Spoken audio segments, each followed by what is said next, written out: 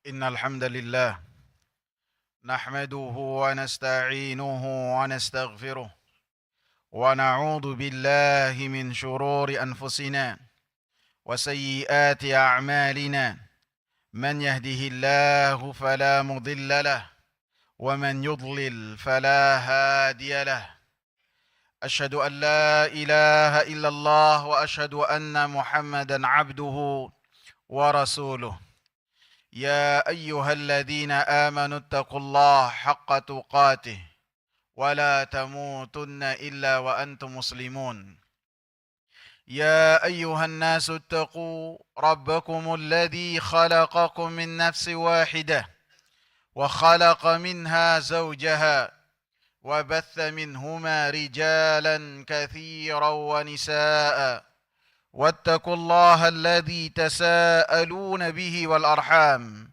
إن الله كان عليكم رقيبا يا أيها الذين آمنوا اتقوا الله وقولوا قولا سديدا يصلح لكم أعمالكم ويغفر لكم ذنوبكم ومن يطع الله ورسوله فقد فاز فوزا عظيما.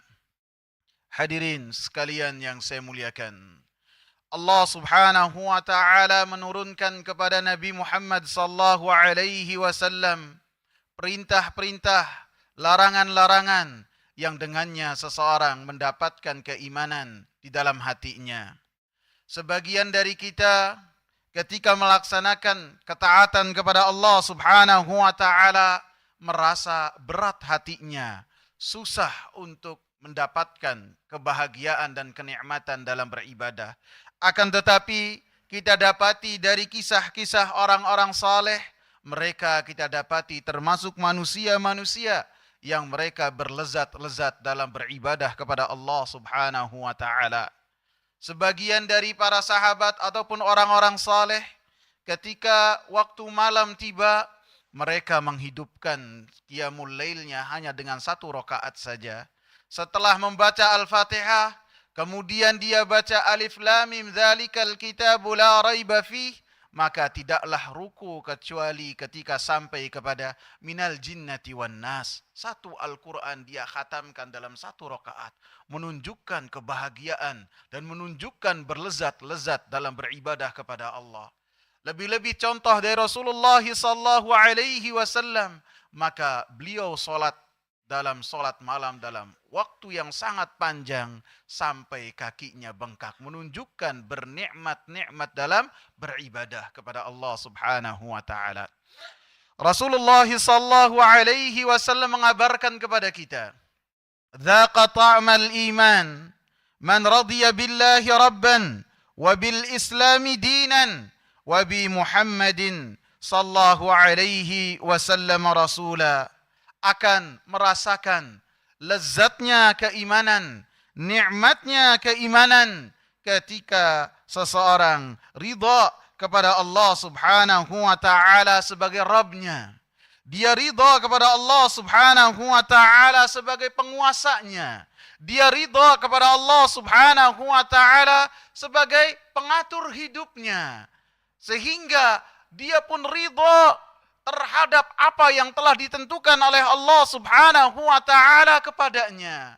Ketika mendapatkan kemudahan, ketika mendapatkan kelapangan, dia tidak mengangkat kepalanya, dia tidak menepuk bahunya dengan mengatakan ini adalah hasil dari upayaku, tidak. Akan tetapi dia meyakini ini semua ketentuan dari Allah Subhanahu wa taala yang menjadikan saya mendapatkan kemudahan. Dan ketika mendapatkan kesusahan, dia pun bersabar terhadap ketentuan dari Allah Subhanahu wa taala, karena apa yang telah ditentukan oleh Allah Subhanahu wa taala adalah Ar-Rahman, Ar-Rahim, yang memiliki kasih sayang yang sangat tinggi kepada hamba-hambanya, mengalahkan kasih sayang seorang ibu kepada anaknya. Allah Subhanahu wa taala mengatakan dalam surat Al-Hadid ayat 22, Inna dzalika 'ala Allah illa fi kitabin min qabli an nabra'aha. Semua yang terjadi di alam semesta ini telah tercantum dalam kitab Al-Lauhul Mahfud yang mana Allah Subhanahu wa taala takdirkan sebelum diciptakannya langit dan bumi selama 50.000 tahun sebelum diciptakannya langit dan bumi. Kemudian Allah Subhanahu wa taala katakan, "Inna dzalika 'ala Allah yasir."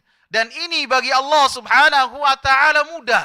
Karena pembahasan yang berkaitan dengan takdir Allah adalah membahas tentang bagaimana maha kemampuan Allah Subhanahu wa taala yang sangat luar biasa. Likai la ta'saw ala ma fatakum wa la tafrahu bima atakum. Apabila kalian meyakini bahwasanya Allah Subhanahu wa taala Rabb yang mengatur alam semesta ini, maka kalian tidak akan bersedih hati terhadap apa-apa yang kalian terlewatkan darinya. Keinginan-keinginan, target-target yang tidak tercapai, maka tidak menjadikan dia depresi, tidak menjadikan dia susah hati, akan tetapi ia yakin bahwasanya ini adalah ketentuan dari Allah Subhanahu wa taala. Sebaliknya, wala tafrahu bima atakum, dan tidak pongah, tidak sombong terhadap pencapaian yang telah dia lakukan. Ia yakini itu semua dari ketentuan dari Allah Subhanahu wa taala. Kemudian juga orang-orang yang ridha kepada Allah Subhanahu wa taala sebagai Rabbnya, maka dia pun ketika beribadah, ibadahnya hanya kepada Allah Subhanahu wa taala. Ketika berdoa kepada Allah Subhanahu wa taala. Ketika meminta tolongnya kepada Allah. Ketika beribadah, ibadahnya kepada Allah. Benar-benar mengamalkan firman Allah Subhanahu wa taala yang senantiasa kita ikrarkan.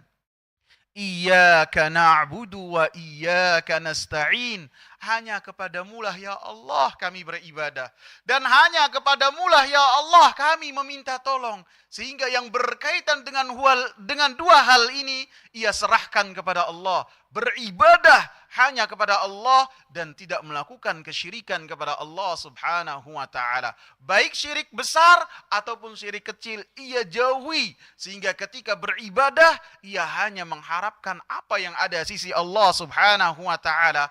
Adapun manusia, ketika mereka mencela, ketika mereka memuji, maka orang-orang yang ridha kepada Allah Subhanahu wa taala sebagai Rabbnya tidak mempedulikan hal tersebut. Yang ia prioritaskan adalah ridha Allah Subhanahu wa taala kepada dirinya, dan Allah Subhanahu wa taala katakan waridwanullahi akbar, dan ridha dari Allah Subhanahu wa taala sangatlah agung lagi besar. أقول قولي هذا وأستغفر الله لي ولكم ولسائر المسلمين من كل ذنب. الحمد لله والصلاة والسلام على رسول الله وعلى آله وصحبه ومن اتبع بهداه إلى يوم القيامة. Dan ketentuan yang kedua, yang dengannya seseorang akan mendapatkan kelezatan beribadah kepada Allah Subhanahu wa taala, apapun itu ibadahnya, baik membaca Al-Quran, melakukan salat, puasa, dengannya seorang berlezat-lezat dan mendapatkan manisnya ibadah tersebut. Di antaranya adalah waradiya bil islami dina, dia pun ridha bahwasanya Islam sebagai agamanya. Sehingga dia ketika mendekatkan diri sesuai dengan apa yang telah diridhoi oleh Allah Subhanahu wa taala, apa yang telah dibawa oleh Nabi Muhammad sallallahu alaihi wasallam, ridha, tunduk patuh terhadap apa yang ada dalam Al-Qur'an dan apa yang termaktub dalam sunnah Nabi sallallahu alaihi wasallam, dan mengingkari cara beribadah selain apa yang tercantum dalam agama yang mulia ini. Yang ketiga, Rasulullah sallallahu alaihi wasallam mengatakan, wa radiya bi Muhammadin sallallahu alaihi wasallam rasula. Ridha bahwasanya Nabi Muhammad sallallahu alaihi wasallam sebagai utusan Allah Subhanahu wa taala, sehingga dia menjadikan Rasulullah sallallahu alaihi wasallam suri tauladan. Dia menjadikan Rasulullah sallallahu alaihi wasallam sebagai imam, dan dia pun ridha terhadap apa yang telah dibawa oleh Rasulullah sallallahu alaihi wasallam, dengan tunduk, dengan patuh, dan membenarkan semua kabar yang telah dibawa oleh Rasulullah, baik kabar-kabar yang telah lalu ataupun kabar-kabar yang akan datang, dan apa yang terjadi di alam barzah, apa yang terjadi dengan tanda-tanda besar hari kiamat, maka orang-orang yang ridha bahwasanya Rasulullah sallallahu alaihi wasallam sebagai utusan Allah meyakini apa yang dikabarkan oleh Rasulullah sallallahu alaihi wasallam serupa dengan kabar yang telah diucapkan oleh zat yang telah mengutusnya, yaitu Allah Subhanahu wa taala. Sehingga setiap kabar yang dikabarkan oleh Rasulullah sallallahu alaihi wasallam ia benarkan dan ia iringi juga bagi orang-orang yang ridha Rasulullah sallallahu alaihi wasallam sebagai utusan Allah Subhanahu wa taala, mentaati semua perintah-perintah Rasulullah sallallahu alaihi wasallam, menjauh dari apa-apa yang dilarang oleh Rasulullah sallallahu alaihi wasallam, diiringi juga dengan cinta kepada Rasulullah, bersuri tauladan kepada Rasulullah, dan beribadah kepada Allah Subhanahu wa taala sesuai dengan apa yang telah dicontohkan oleh Rasulullah sallallahu alaihi wasallam. Dengannya seseorang akan mendapatkan kelezatan iman dan kelezatan ibadah kepada Allah Subhanahu wa taala. Bukan hanya itu saja. Orang-orang yang mereka mendapatkan kelezatan dalam beribadah kepada Allah Subhanahu wa taala, pastinya mereka dalam hidup mendapatkan kebahagiaan dari Allah Subhanahu wa taala. Karena kebahagiaan letaknya ada di hati. Ketika hati berisi pengagungan kepada Allah Subhanahu wa taala, ketika hati berisi cinta kepada Allah Subhanahu wa taala yang telah menciptakannya, maka hati tersebut akan merasakan kebahagiaan sehingga dia akan melaksanakan perintah-perintah Allah. Dan Allah Subhanahu wa taala katakan dalam surat An-Nahl ayat 97, "Man 'amila salihan min dzakarin aw untha wa huwa mu'minun falanuhyiyannahu hayatan thayyibah."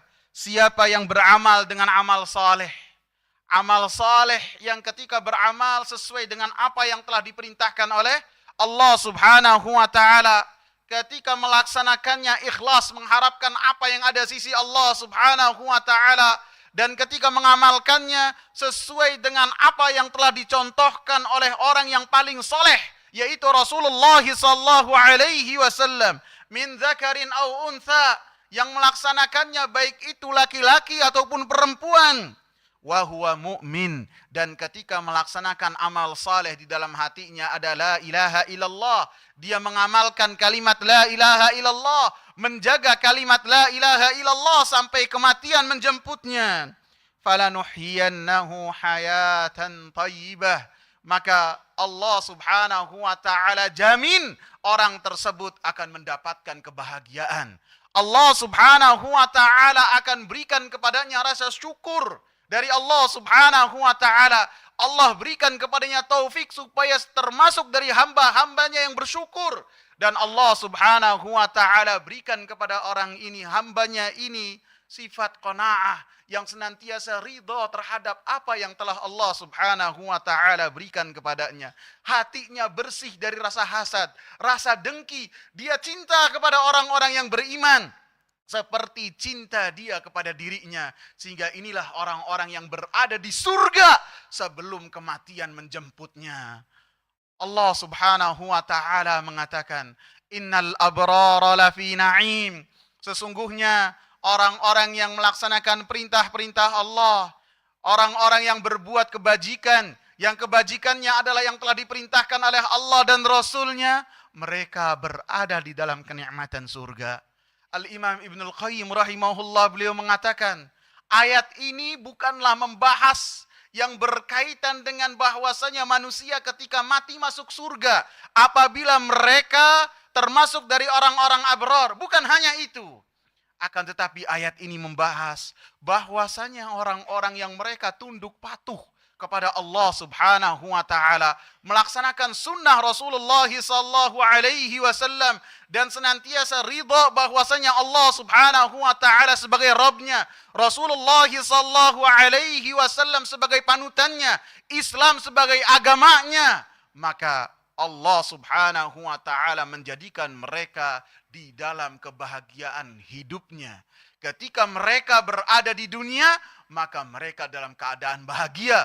Ketika mereka dalam hidupnya, maka apapun yang menimpa mereka, Rasulullah sallallahu alaihi wasallam katakan, ajaban li amril mu'min inna amrahu kullahu khair. Sungguh menakjubkan perkara orang-orang yang beriman, setiap perkaranya dalam kebaikan.